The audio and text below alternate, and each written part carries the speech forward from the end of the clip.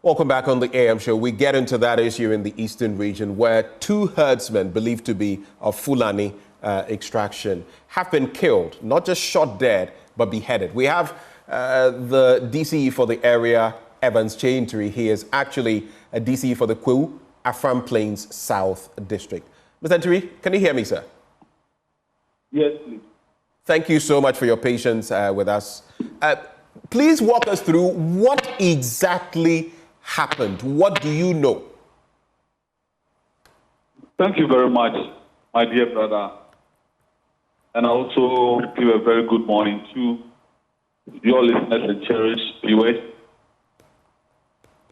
And express a good morning message to the entire Ghanaian population. And my flag bearer, Dr. Mahmoud Baumia, very this morning, as he moves to the Volta region on his regional tour, we wish him well, and it's our prayer that the good people of the Volta region will receive him warmly as it has been in all regions. Barely a week today, as to earlier on stated, between the hours of 5 a.m. and 7, we had an incident where two herdsmen in Krobo Nkwanta, a community near Maame Krobo, were killed and beheaded by unknown persons. So upon hearing the incident, we authorized the assembly member of the area, Honorable Nkwanta, to officially make a complaint to the Maame Krobo police station, and later our district commander joined the assembly member together with other community members upon the official complaint, together with family of the deceased, conveying the body to Presbyterian Hospital mortuary in Donkokrum in the Kwewu Afram Plains North. DISEC have met. We have had series of engagements, more especially with the communities around and the bereaved family. In fact, my brother, these incidents have not been good news to us. Neither of us in the district support such an act. Very disturbing, very sad, and actually can't explain. Because we don't understand why such an act should happen. So we have held engagement, as I said, in the very community where the incident happened. We proceeded to Maame Krobo, a nearby community, because the whole reflection was that as a farming community, and this incident begins to happen, each and everyone within the community now needs fear to go on their usual duties to farm. We also met the Fulani community who have lost very strong two young men who happen to be headed, to share our words of condolence and also assure them of our investigation into the matter to see how best we could to get these people who were involved in the act.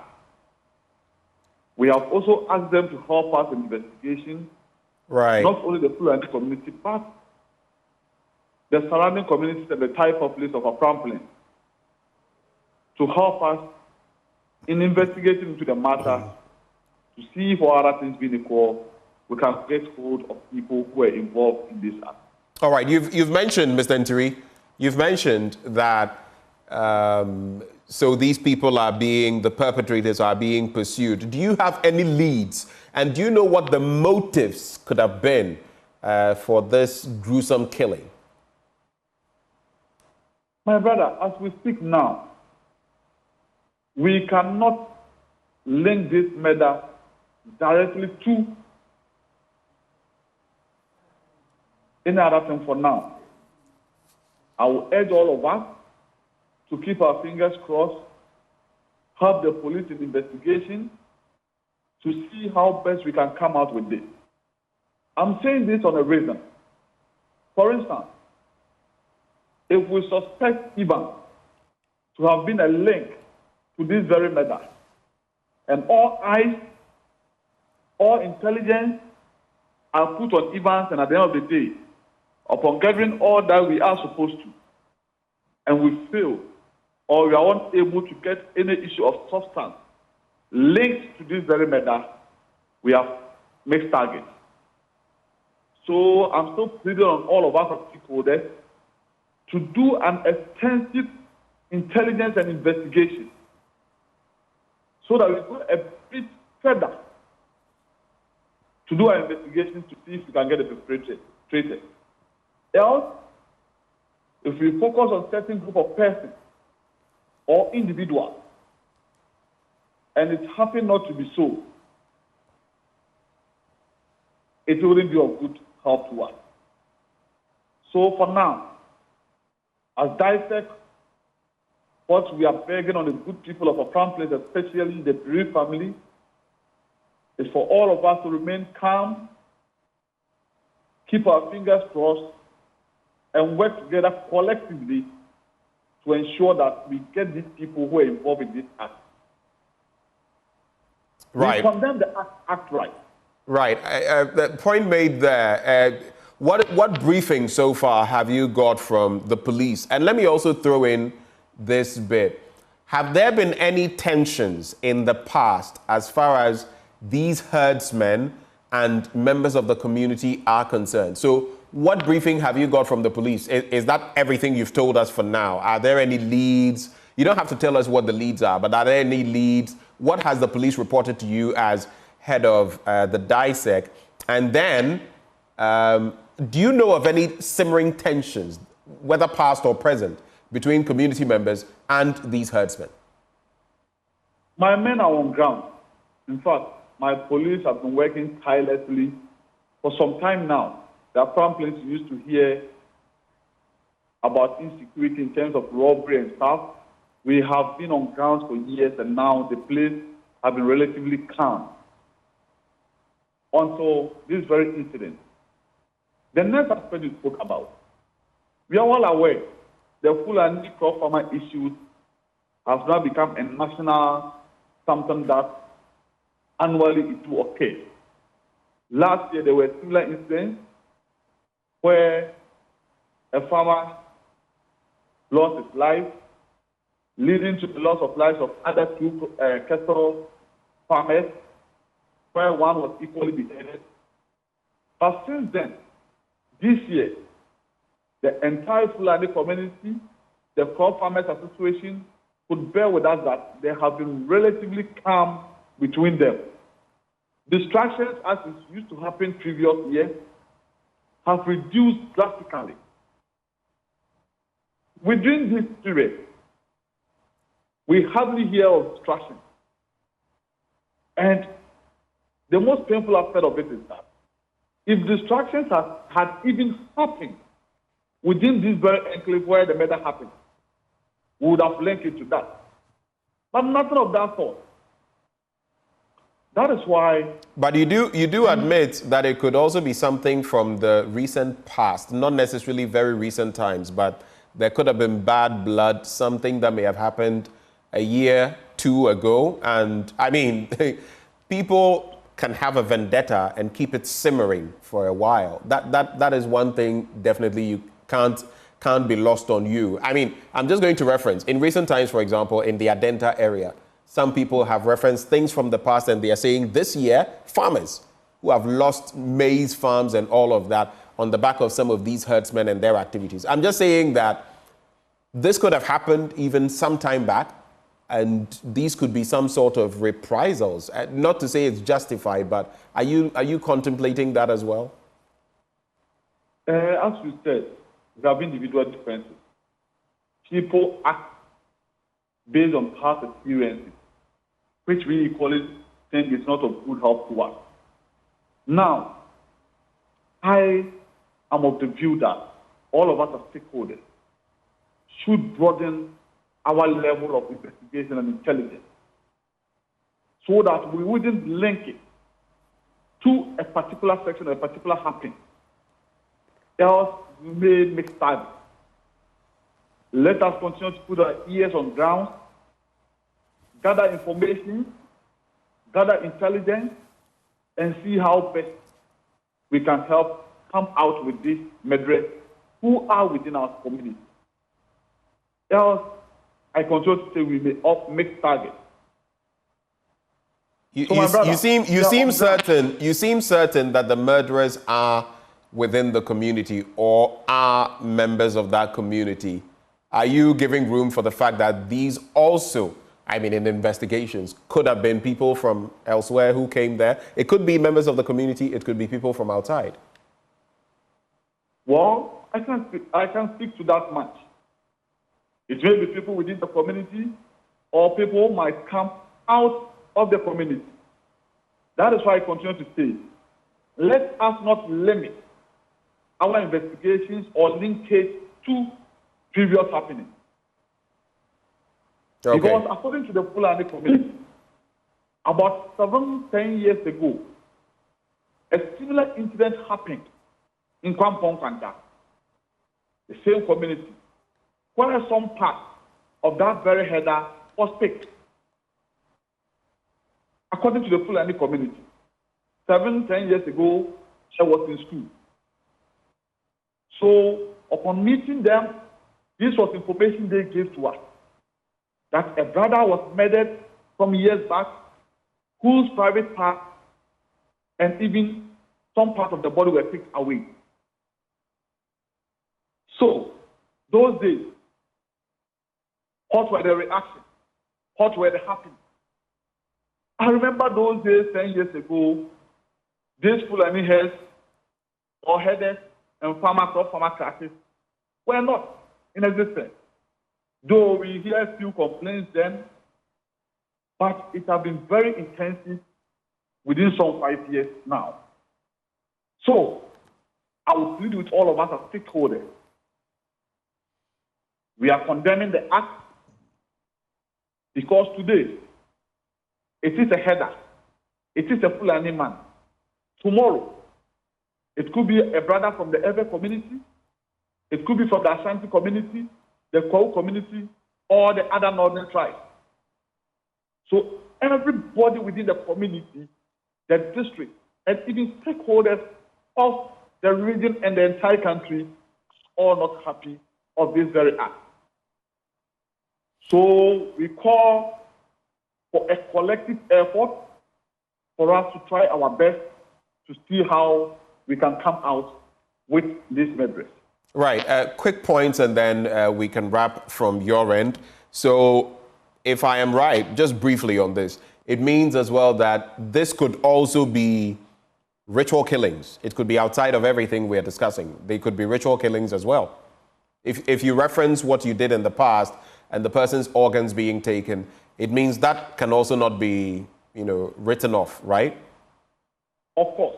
Okay. And that is why we are saying we shouldn't limit our investigations to a particular section or group of persons, but we should go a bit further to do an extensive investigation on the matter. All right. Just to wrap with you, and then we can let go of you. There's a dissect meeting today. What can we expect? And how? You mentioned that people in the community have been shaken. They are in fear. How are you protecting members of the community? So 2 things. What can we expect from the dissect meeting? How are you protecting members of the community, including those herdsmen and ordinary members of the community? Yes. We're holding dissect today. We are going to brief ourselves how far we have gone for about 7 days of this incident happening. We are assuring the community, both the bereaved and residents, that we are going or continuously going to give them the full security as we speak. 80 military men have been deployed. Our usual policemen are on ground, working very hard on their usual patrols. If you come to the community, We have come, businesses are ongoing, people go on their usual duties. So we are still assuring the good people of our Franklin that as we continue to remain as stakeholders, as a government, we are going to give them the full security. However, we continue to calm the nerves of our bereaved families, who are the Fulani community, that we beg of them, they should help us gather information together. They should remain calm. We continue to share our deepest condolences with them, and we assure them of our full investigations into the matter to ensure that we come out with this murder. We continue to condemn the act outright, because it is not going to be of good to us as a country and as a district. Thank you very much. Thank you, Mr. Ntiri, for sharing your thoughts with us. That is Evans Che Ntiri. He is DCE Kweu Afram Plains South District. And it's all on the back of that gruesome incident, those gruesome incidents, murders in that area. We'll keep you informed in respect of whatever data we get on that situation. But let me also bring into the conversation, as we're going to move the conversation forward. We're going to get into our next conversation. But let me also bring in, for now, Professor Dr. Paul Osei Sampene. He's a medical doctor. He's a forensic expert and histopathologist with the Department of Pathology, School of Medicine and Dentistry at KNUST. Prof, good morning.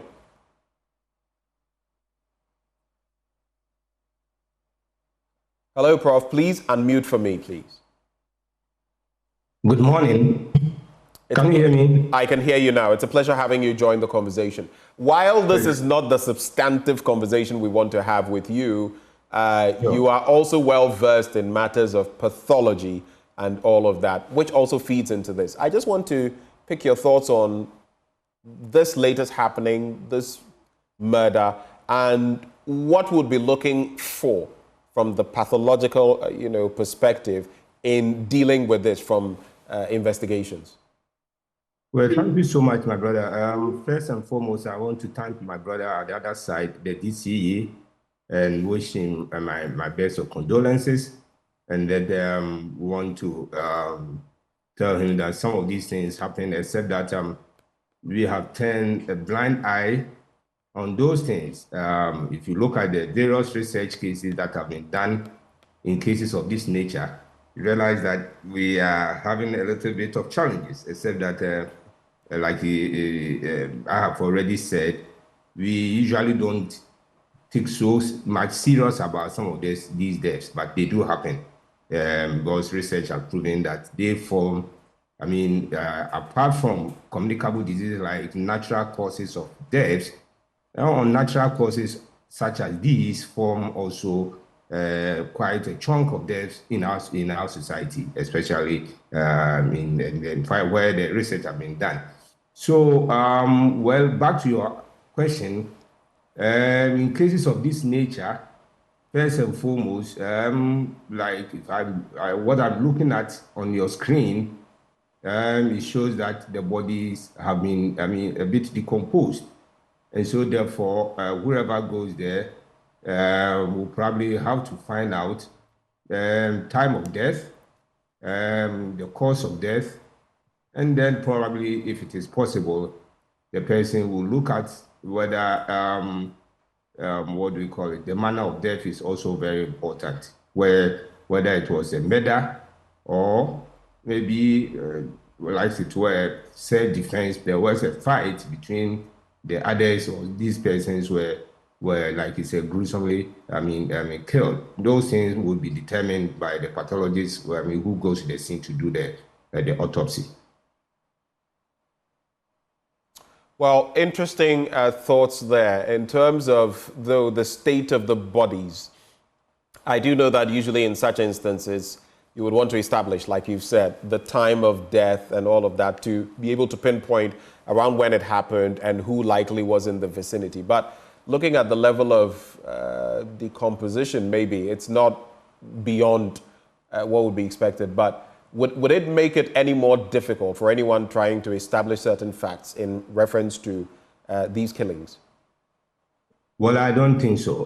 Whoever goes there, once is trained, a pathologist or for that matter, forensics, he should be able to determine some of these things that I've already, stated in my earlier submission. So it's not going to be difficult. In fact, the time of death there, can be established. And in fact, basically, the manner is very, very important. Was it murder? Was it self-defense? Or whatever. So those things are the things that whoever goes there should be able to determine and tell the investigators, or that is to say the coroner, and then the coroner advises accordingly. All right. Thank you so much for your insight into those matters. But now...